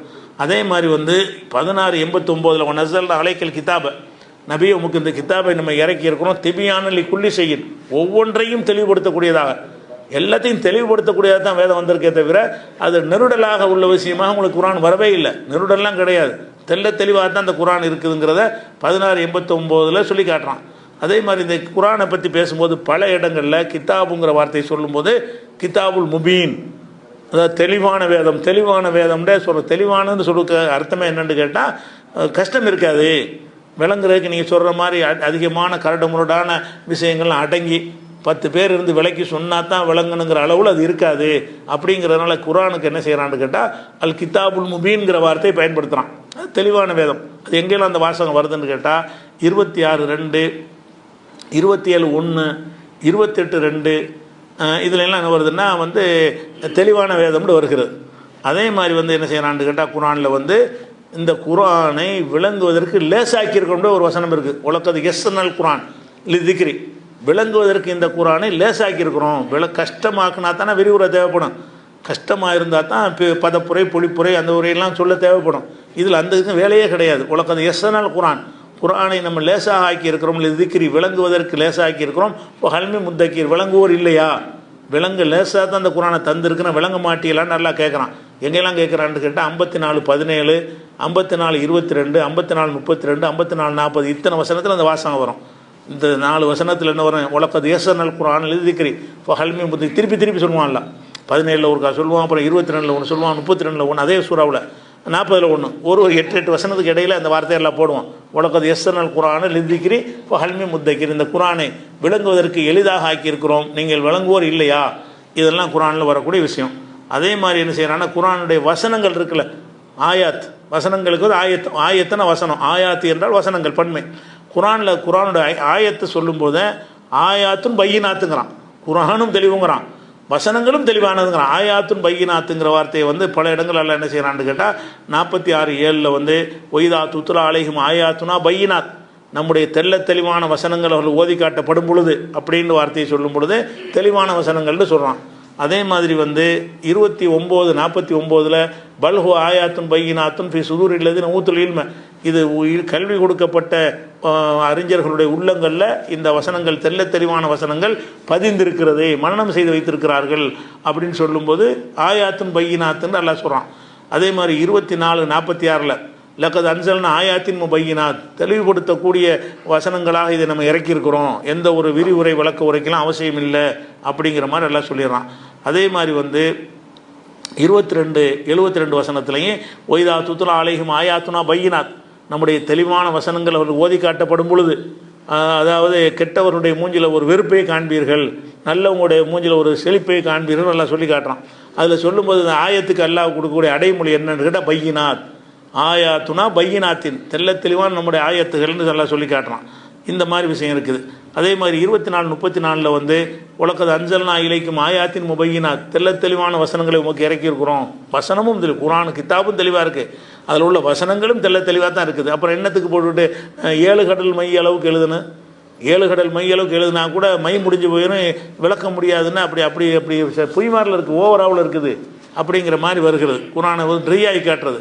22-16 வசனத்தை நல்லா என்ன செய்கிறான்னு கேட்டால் இப்போ கதாலிக்கு அன்சல்னாவும் ஆயாத்தின் பையினாத், இதை தெளிவான வசனங்களாக நம்ம இறக்கியிருக்கிறோம், குரான் வந்து தெளிவாக இருக்குதுன்னு சொல்லி காட்டுறான். அதே மாதிரி 10-15 என்ன செய்கிறான்னு கேட்டால் இதே வார்த்தை சொல்கிறான், ஒய்தா துத்துலா அலைஹிம் ஆயாத்துனா பையினாத், நம்முடைய தெளிவான வசனங்கள் அவர்களுக்கு ஓதி காட்டப்படும் பொழுது அல்லாவை நம்பாதவர்கள் என்ன செய்கிறாங்கன்னா வேற குரானை கொண்டு வான்னு சொல்கிறாங்க, நல்லா சொல்லி காட்டுறான். அந்த இடத்துல ஆயாத்துனா பையினாத்துங்கிற வார்த்தையை தான் நல்லா பயன்படுத்துகிறான். 2:99 உலகது அன்சல்னா இலைக்கு ஆயாத்தின் பையினாத், உமக்கு தெளிவான வசனங்களை இறக்கியிருக்கிறோம், பாவிகள் தான் அதை மறுப்பார்கள், அந்தளவுக்கு தெளிவாக நம்ம இறக்கியிருக்கிறோம் அப்படின்னு நல்லா சொல்லி காட்டுறான். அதே மாதிரி வந்து 58:5 இதே வார்த்தை உலகது அன்சல்னா ஆயாத்தின் பையினாத், தெளிவான வசனங்களை இறக்கியிருக்கிறோம்னு சொல்கிறான். அதே மாதிரி வந்து ரசூல்லா பற்றி சொல்லும்போது ரசூலன் அனுப்பியிருக்கிறோம், எத்ரு அலைக்கும், உங்களுக்கு ஒரு ஓதி காட்டுகிறார். என்னத்தை ஓதி காட்டுறாருன்னா ஆயாத்தில்லாஹி பையினாத், தெளிவான வசனங்களை அல்லாஹ்வுடைய வசனங்களை ஓதி காட்டுறாரு. அவர் ஓதி காட்டுற வசனங்கள் என்னவா இருக்குன்னா தெளிவான வசனங்களாக இருக்கிறதுன்னு சொல்லி அல்லாஹ் என்ன செய்கிறான்னு கேட்டால் 65:11 சொல்கிறான். அப்போ சாம்பிளுக்கு தான் அவ்வளோ, இன்னும் தேடி பார்த்தா நிறைய இருக்கும். குரான் முழுசுமே என்ன செய்கிறதுன்னு கேட்டால் அது தெளிவுங்கிறதுக்கு தான் உரிமை கொண்டாடு, தெளிவுங்கிறதுக்கு தான் என்ன செய்யுது குரான் வந்து சொந்தம் கொண்டாடு. குரான் என்ன அது குரான் அற்புதமாக இருக்குது, அதில் தான் மற்றவங்க இலக்கியமாக எழுதுனாங்கன்னா சாதாரண மக்களுக்கு புரியாது. குரான் வந்து இலக்கியமாகவும் இருக்கும், எல்லாத்துக்கும் புரியவும் செய்யும். அது ஒரு மூஞ்சி அற்புதத்தில் அது ஒரு காரணம். குரான் மாதிரி ஒன்று கொண்டு வரக்கூடாதுன்னு சொல்கிறாங்கல்ல, அந்த சவாலில் அது அடங்கியிருக்கு. என்ன சவால்? இலக்கிய தரமாக இருக்கணும், எல்லாருக்கும் விளங்கணும். இப்படி ஒன்று எழுதுனா எவனால் எழுத முடியாது. எப்போ இலக்கிய தரமாக கொண்டு போயிட்டானோ மக்களுக்கு விளங்காமல் போயிட்டே இருக்கும். இலக்கியம் கூட நினச்சோம்னா வெகுஜன மக்களுக்கு விளங்காமல் போயிடும். சாதாரண நடைக்கு வந்தால் தான் எல்லாருக்கும் விளங்கும். அல்லாஹ்வுடைய வேதம் எப்படி இருக்குன்னு கேட்டால் இலக்கியமாகவும் இருக்கிறது, எல்லாருக்கும் விளங்குது. இறைவன் அவன் தான் இதை சொந்தக்காரன்னு காட்டுற விதமாக என்ன செஞ்சான், அந்த அற்புதத்தை குரானில் அமைச்சு வச்சுருக்கிறான். அதனால இதே மாதிரி கொண்டு வான்னு சவால் வர்றான். அப்படி ஒரு அற்புதத்தை வைத்திருக்கிற குரான் என்ன செய்கிறாங்கன்னு கேட்டால் மேற்கண்ட 2 வசனத்தையும் வைத்து 7 கடல் மை இருந்தால் கூட எழுத முடியாது, அவ்வளோக்கு விளக்கம் இருக்குதுன்னு சொல்லி அது குரானை விட்டு உங்களுக்கு தூரமாக்கிடுவாங்க. குரானில் இருக்குன்னு சொல்கிறாங்க. குரான் உனக்கு என்ன தெரியுமா, 7 கடல் மை இருந்தாலும் உனக்கு எழுத முடியாது, என்ன குரானை கொண்டு ஆதாரம் காட்டுற, குரான் ஆதாரமாக காட்டாதுங்கிறது கொண்டாந்து காட்டுறாங்க. என்ன செய்கிறாங்க, குரானை பற்றி பேசாத, குரான் உள்ளலாம் சும்மா லேசு, அதான் குரானு அது இருக்குப்பா வண்டி கணக்கில் வரும்னு சொல்லி என்ன செய்கிறது, அதை தூக்கி ஓரம் கட்டுன்னு அர்த்தம். இப்போ அதுக்கு என்ன அர்த்தம், குரான் நாங்கள் சொல்கிற கேட்டு பாப்பா, குரானில் உள்ளதெல்லாம் உனக்கு அறிய முடியுமா, அது எவ்வளோ 7 கடல் மை இருந்தால் கூட எழுத முடியாதுன்னு நல்லா சொல்கிறான். நீ என்ன குரானை பேசுகிறேன்னு சொன்னால் என்ன வாயிறேன், அவ்வளோ சிரமமானதான் நம்ம விட்டுருவோம்ல. ஒரு விளங்குறதுக்கு அம்புட்டு சிரமம் உள்ளதை தேடுவோமா, உன்னோட ஒன்று பாவியாக போயிடக்கூடாது, உன்னோட ஒன்று வழங்கி பாவியாயிடக்கூடாது, குரானில் அவன் அஜத்து நீங்கள் சொல்லிட்டு போங்க அப்படின்னு போயிடுறான்ல. அதனால காரணம் இந்த அஜர்த்துமார்கள் அவங்க பக்கம் மக்களை தக்க வச்சுக்கிறதுக்காக வேண்டி குரானை இழிவுபடுத்திடுறாங்க. குரான் சிரமம், நெருங்க முடியாது, அதை விளங்க முடியாது, பயங்கர கஷ்டம்னு ஆக்கிடுறாங்க. அப்போ இதுக்கு என்னதான் அர்த்தம் அப்படின்னு கேட்டிங்கன்னா, அல்லாஹ்வுடைய வார்த்தைகள்ங்கிறதுக்கு வந்து குரானில் வந்து 4 அர்த்தத்தில் வருது. அல்லாஹ்வுடைய வார்த்தைன்னு வர்றதுலாம் குரான் கிடையாது. அல்லாஹ்வுடைய வார்த்தைங்கிறது குரானே அல்லாஹ்வுடைய வார்த்தைன்னு சொல்கிறான். ஓகே, களிமா அல்லாஹ்வுடைய வார்த்தை தான். ரெண்டாவது வந்து முந்தைய வேதங்கள் இருக்குல்ல, அதை சொல்லும் பொழுதும் அல்லாஹ்வுடைய வார்த்தைகள்னு என்ன செய்யிருக்கு, குரானில் இடம்பெற்றிருக்கிறது. அதே மாதிரி வந்து அல்லாஹ்வுடைய வார்த்தை என்பது லவ்ஹுல் மஹ்ஃபூல் இருக்குல்ல, அல்லாஹ்வுடைய உலகம் உண்டானதுலேருந்து அழிகிற வரைக்கும் என்னென்னலாம் இருக்குது எல்லாம் எழுதி வச்சுருக்கான். அல்லாஹ் ஒரு பதிவேட்டில் வச்சுருக்கிறான். அந்த லவ்ஹுல் மஹ்ஃபூலுக்கு பேரும் கலிமாத் அல்லாஹ்வுடைய வார்த்தைன்னு சொல்லப்பட்டிருக்கிறது. இன்னொரு விஷயம், 4வது அர்த்தம் என்னென்னு கேட்டால், அல்லாஹ்ட்டேருந்து என்ன செய்யுதுன்னா ஒவ்வொரு மைக்ரோ செகண்ட்லையும் ஏராளமான கட்டளைகள் வந்துக்கிட்டே இருக்குது. அல்லாஹ்ட்டேருந்து என்ன செய்யுது, ஏராளமான கட்டளைகள் வந்துக்கிட்டே இருக்குது. அந்த கட்டளைகளும் அல்லாஹ்வுடைய கலிமா தான். உதாரணமாக வந்து இப்போ நம்ம உட்காந்துருக்கிறோமா, நான் பேசிக்கிட்டு இருக்கும்போதே எனக்கே லட்சக்கணக்கான கட்டளை ஒரு நிமிஷத்தில் வந்துடும். இப்படி கையாட்டுறது, இப்படி பேசுகிறது, கண்ணை பார்க்குறது, திருத்த நான் பேசுகிற எனக்கு இதுக்கே எத்தனை கட்டளை வரணும். நான் பேசுகிறேன்னு சொன்னால் என்னுடைய வாயிலேருந்து இந்த சவுண்டு வரணுக்கு ஒரு கட்டளை வரணும். அது என்ன மாதிரி வார்த்தைகள் வரணுங்கிறதுக்கு எல்லாட்டேருந்து ஒரு கட்டளை வரணும். அது என்ன டெசிபிள் அது வரணுங்கிறதுக்கு, எந்த சத்தத்தில் அது வரணுங்கிறதுக்கு எல்லாட்டேருந்து கட்டளை வரணும். அப்போ அந்த மாதிரி உள்ள இருக்குது. அது எந்த மொழியில் அது வரணுங்கிறதுக்கு தமிழில் வரணுன்னு அதுக்கு ஒரு கட்டளை எனக்கு வரும். அது மாதிரி எங்கேருந்து ரெஃபரன்ஸ் எடுக்கணுங்கிறதுக்கு ஒரு கட்டளை வரும். அப்போ அந்த ஒரே ஒரு செய்தியில் அதை சொல்லும்போது என்ன மாதிரி பாடி லாங்குவேஜ் எப்படி இருக்கணும் அப்படிங்கிறது கட்டளை வரும். இது பேசும்போது இன்றைக்கி என்ன சட்டை இப்போ போடணுமோ அது கட்டளை வரும். எல்லாட்டிருந்து எல்லாத்துக்கும் கட்டளை வரும்ல. ஒன்றுக்கும் இப்போ உட்காந்து இது கட்டளை வரேன், இங்கே 2 மைக்கு இருக்கும்னா அதுக்கு ஒரு 2 கட்டளை வரேன். அப்போ நான் செய்கிற ஒரு 5 நிமிஷத்து வேலைக்கு கட்டளை எடுத்துக்கிட்டா 1000 கட்டளை விடணும். 1000கணக்கான கட்டளை வரும். அப்போ நீங்கள் இதில் உட்காந்துருக்க 1 மணி நேரம் உட்காந்துருக்கீங்கன்னா இந்த 1 மணி நேரத்தில் உங்களுக்கு எக்கச்சக்கமான கட்டளை வந்துக்கிட்டே இருக்கும். அவனுடைய கட்டளை இல்லாமல் நீங்கள் எதுவும் செய்ய முடியாது. நீங்கள் கேட்குறதா இருந்தாலும் சரி, அருவருப்படைந்தாலும் சரி, ரசித்தாலும் சரி, எல்லாத்துக்கும் அல்லாட்டும் ஆர்டர் வந்துக்கிட்டே இருக்கும். நீ வந்து ரசித்து பாரு, நல்லா கேளு, முகத்தை திருப்பிக்க, கவனமாக இருந்து எத்தனை ரியாக்ஷன் உங்கள்கிட்ட இருக்கிறது, அத்தனை ரியாக்ஷன் நீங்களா செய்கிறீங்க. அங்கே தான் ஆர்டர், நல்லா இருந்தால் எல்லாமே ஆர்டர் வருகிறது. ஒரு மனுஷனுக்கும் போட்டு ஆர்டர்னா உலகத்தில் நடக்கிற செயல்கள்னா என்ன? ஒரு காற்று அடிக்குதுன்னா காற்றுடைய ஒவ்வொரு துகளுக்கும் ஆர்டர் இருக்கா இல்லையா? அது என்ன வேகத்தில் போகணும், அதில் என்னென்ன கலந்துருக்கணும், ஆக்சிஜன் எவ்வளோ இருக்கணும், அது என்ன கார்பன் டை ஆக்சைடு எவ்வளோ இருக்கணும், அதனுடைய அது எல்லாமே வரும்ல, அடர்த்தி எவ்வளோ இருக்கணும், அதுக்கெல்லாம் ஒரு செகண்டுக்கு என்ன இருக்கிறது, கட்டளை இருக்கிறது. அப்போ இங்கே உள்ள இந்த பொருளை எடுத்துக்கிட்டிங்கன்னா இந்த இது எழுதுறதுக்கே ஒரு குளம் அளவுக்கு மை இருந்தால் கூட எழுத முடியாது. அல்லாவுடைய கட்டளைங்கிறது நெசமாகவே அல்லாட்டிருந்து வரக்கூடிய அந்த கட்டளையை உட்காந்து யோசிச்சு எழுத ஆரம்பிச்சிங்கன்னு சொன்னால் அது முடியவே முடியாது. நெசமாக மை பத்தாது. அவ்வளோ கட்டளை அல்லாட்டு அல்ல அனைத்தையும் அவன் தான் நிர்வகிக்கிறான். அது யாருக்கும் பங்கெல்லாம் கொடுக்கல. அனைத்துக்கும் அவன் ஒரு ஆள் இருந்து கொண்டு தான் அம்புட்டுக்கும் ஆர்டர் பண்ணுறான். ஒரே நேரத்தில் உங்களுக்கு 800 கோடி மக்களுக்கும் ஆர்டர் போகுது. 800 கோடி மக்களுக்கு என்ன செய்யுது, ஒரே டைமில் ஆர்டர் போகுது. மக்களுக்கு மட்டும் போகல, அந்த அவங்க சார்ந்திருக்க ஆடு மாடு கழுதை குதிரை சூரியன் சந்திரன் எல்லாத்துக்குமே அனைத்துக்கும் ஆர்டர் போயிட்டே இருக்குது. ஒவ்வொரு வினாடியும் அவன் என்ன சொல்கிறான்னு அதான் நடக்கும். ஒவ்வொரு மைக்ரோ செகண்டில் என்ன செய்யணுங்கிறது அங்கேருந்து ஆர்டர் எல்லாம் வந்து கட்டளை பிறப்பிச்சுக்கிட்டே இருப்பான். அந்த கட்டளையின் பிரகாரம் தான் எல்லாமே இயங்குகிறதுங்கும் போது அந்த கட்டளை நீங்கள் எழுத உட்காந்தீங்கன்னா எப்படி மை பத்தும் நெசமாவே அல்ல. இதே சொல்கிறான், குரானை சொல்லலை. இது அல்லாவுடைய கட்டளையை நீங்கள் எழுத முற்பட்டீர்கள் என்று சொன்னால் ஒரு பேச்சுக்கு ஒரு மையையும் கொடுத்து எழுதுகிற கட்டளைன்னா உனக்கு வந்த கட்டளை உனக்கு எழுத முடியாது. எனக்கு வரும்போது நான் ஒரு 70 வயசு 65 வயசு 90 வயசு நான் இருக்கிறேன்னு வைங்க, 90 வருஷத்தில் எவ்வளோ எனக்கு கட்டளை வந்திருக்கும் நான் எழுத போனேன்னு சொன்னால் முடியாது. 1 மணி நேரத்துக்கு கட்டளை எழுதுவதற்கு பல வால்யூம்கள் தேவைப்படும். ஏன்னா 1 மணி நேரத்தில் அவ்வளோ கட்டளை வந்துக்கிட்டே இருக்கும். அவ்வளோ ஒரு செகண்டில் அவ்வளோ கட்டளை வருமே. ஒரு மைக்ரோ செகண்ட்லேயே எக்கச்சக்கமான கட்டளை. எனக்கு என்னுடைய கண்ணு கட்டளை இருக்குது, என்னுடைய காது கட்டளை இருக்குது. ஒரு செகண்ட்லேயே என்னுடைய வாய்க்கு கட்டளை இருக்கிறது, என்னுடைய முகபாவத்துக்கு கட்டளை இருக்கிறது. எல்லாத்துக்குமே ஒரு இப்படின்னு செகண்டுக்குள்ளே ஒரு லட்சக்கணக்கான கட்டளை வந்துக்கிட்டு இருக்குது. அப்போ அல்லாவுடைய கட்டளைகள் வந்து உலகம் இயங்குவதற்கு அவனுடைய கட்டளை பிரகாரம் தான் எல்லாமே. ஒரு மரத்தில் இலை விழுந்தாலும் அதுவும் என் கட்டளைப்படி நல்லா சொல்கிறான். ஒரு மரத்தில் எத்தனை இலை, கோடிக்கணக்கான இலை இருக்கு, எத்தனை லட்சக்கணக்கான மரங்கள் இருக்கிறது. ஒவ்வொரு மரத்தில் உள்ள இலையெல்லாம் என்ன ஆகுறது, ஒவ்வொரு இலையும் உழுவும்ல, அதுக்கெல்லாம் கட்டளை இருக்குது. நீ இந்த நாள் இந்த கலருக்கு மாறு, இதோட தளர்ந்து போயிரு, இதோட விழுந்துரு அப்படின்னு சொல்லி ஒரு இலைக்கு அவ்வளோ கட்டளை இருக்குது. கீழே உள்ள ஒரு இலைக்கு என்ன செய்யறது, காஞ்சி போயிரு, அதோட மக்கி மண்ணோட மண்ணாக போயிரு அப்படிங்கிறதுக்காக வேண்டி ஒரு இலைக்கு அவ்வளோ கட்டளை இருக்குது. ஒரு தானியத்துக்கு அவ்வளோ கட்டளை இருக்கிறது. ஒவ்வொரு சூரியன் சந்திரன் ஒவ்வொரு செகண்டுக்கும் எவ்வளோ வெப்பம் வந்துட்டு வரணுங்கிற கட்டளை இருக்கிறது. திடீர்னு வெக்க கூடுது, திடீர்னு வெக்க குறையுது, மேகத்துக்கு கட்டளை இருக்கிறது, எல்லாத்துக்கும் கட்டளை. அப்போ ஒவ்வொரு கட்டளையும் ஒரு செகண்டில் ஒரு யோசிச்சு எழுத பார்த்தீங்கன்னா எழுதிக்கிட்டே தான் இருக்கணும். 7 மையாக இருந்தாலும் முடியாது, மிக நெசமாக முடியாது. அந்த கருத்தான் எல்லாம் சொல்கிறான். இது குரான்னு ஒன்று என்ன செய்கிறாங்க, பொருத்தி வைத்து கொண்டு குரானை விட்டு அந்நியப்படுத்துறதுக்கு குரானை ஆதாரமாக காட்டுறாங்க. குரானை விட்டு உங்களை தூரப்படுத்துவதற்கு இவ்வளோ வசனங்கள் உங்களுக்கு சொல்லப்பட்டிருக்கிறது எளிதானதுன்னு சொல்லி அதையெல்லாம் ஓரம் கட்டி வச்சுவிட்டு இந்த 2 வசனத்தை எடுத்துக்கொண்டு அது குரான்னு சொல்லவே இல்லை, அல்லாவுடைய களிமாத்துன்னு தான் வருது. அல்லாவுடைய வார்த்தைகள்னா கட்டளைகள். அப்போ அல்லாவுடைய வார்த்தைகளை எழுத நினைச்சிங்கன்னு சொன்னால் உங்களுக்கு எழுத முடியாதுக்கு அர்த்தம் என்னென்னு கேட்டால், இறைவனாகிய நான் ஒவ்வொரு மைக்ரோ செகண்ட்லையும் கோடான கட்டளை இட்டுருக்கான். ஒரு மைக்ரோ செகண்டில் உலகம் பூரா கூட அத்தனை கட்டளையும் ஏற்றுக்கணும்னா அவ்வளோ கட்டளை வரும். ஒரு செகண்டில் ஒரு 60 ஒரு பங்கு இருக்குல்ல, அந்த செகண்ட்லேயே என்ன வரும்னு கேட்டால் கோடிக்கணக்கான கட்டளை வரும். ஏன்னா எல்லாத்துக்கும் அவனை ஆர்டர் போகணும், அனைத்துக்கும் அவன்கிட்ட கட்டளை பறந்துக்கிட்டே இருக்கும். அதன்படி தான் எல்லாம் இயங்கிகிட்டே இருக்கும். அப்படின்னு பார்த்தீங்கன்னு சொன்னால் அது எதை சொல்கிறான்னு கேட்டால், நான் அனைத்தையும் நான் தான் நிர்வகிக்கிறேன், அவ்வளோ இருக்குடா கட்டளைகள், என்னுடைய கட்டளைகள் அப்படி இருக்குது, இதை உன்னால் எழுதவெல்லாம் முடியாது. அவ்வளோ பெரிய சூப்பர் பவர். மற்ற இது மாதிரி காக்கிறதுக்கு ஒருத்தன், ஆக்கிறதுக்கு ஒருத்தன், அழிக்கிறதுக்கு ஒருத்தன், இப்படி சின்ன அப்படி அதல்ல கடவுள். உங்களுடைய கடவுளாக நானும் அது அப்படி கிடையாது. ஒவ்வொன்றும் என்னுடைய தலையீடு இருக்கிறது. ஒவ்வொன்றிலையும் என்னுடைய கண்காணிப்பு இருக்குது, ஒன்றுலையும் என்னுடைய ஆர்டர் இருக்கிறது. அந்த ஆர்டர் படி தான் இயங்க முடியுங்கிறத காட்டுறதுக்கு எல்லாம் சொல்லி பாடுறான். இப்போ செஞ்சு பாருங்கள், அந்த வசனத்தை திருப்பி எடுத்து பாருங்கள், அந்த திருப்பி அர்த்தம் செய்கிறேன் பாருங்கள், அப்போ உங்களுக்கு விளங்கிடும்.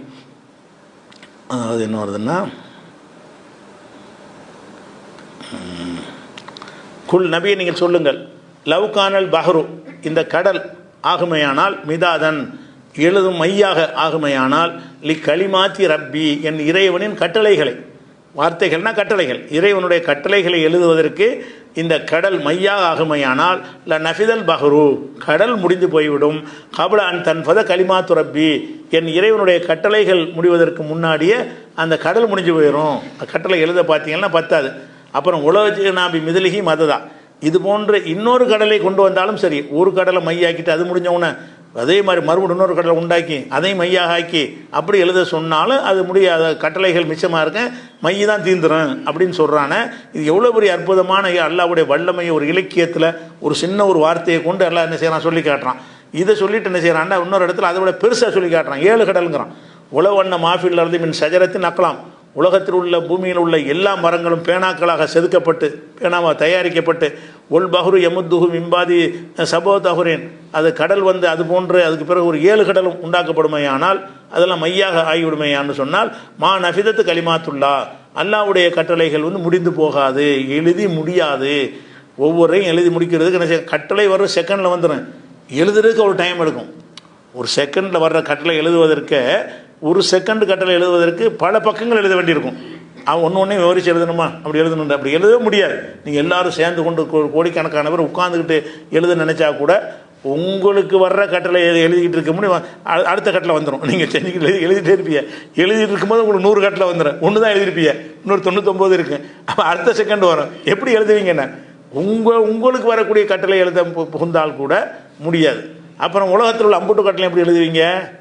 ஒன்றுக்கும் கட்டளை இருக்குதா? அப்போ அல்லாஹ்வுடைய ஆர்டர் ஒன்று அவனுடைய கவனம் இருக்கிறது, அவனுடைய கண்காணிப்பு இருக்கிறது, அவனுடைய ஆர்டர் இருக்குங்கிற அர்த்தத்தில் தான் அல்லாஹ் என்ன செய்கிறான்னு இதை சொல்கிறான்னு விளங்கிக்கிறேன். இது ஒரு அற்புதமான இலக்கியம். இது அல்லாஹ்வை விளக்குவதற்கு அல்லாஹ்வுடைய ஆற்றலையும் கண்காணிப்பையும் பவரையும் இந்த மாதிரி உலகத்தில் எந்த மத நூல்களும் எந்த கடவுள் கோட்பாட்டாலும் விளக்குனதே கிடையாது. அல்லாண்ட யாருங்கிறத இப்படி விளக்க விளக்கியிருக்கானா?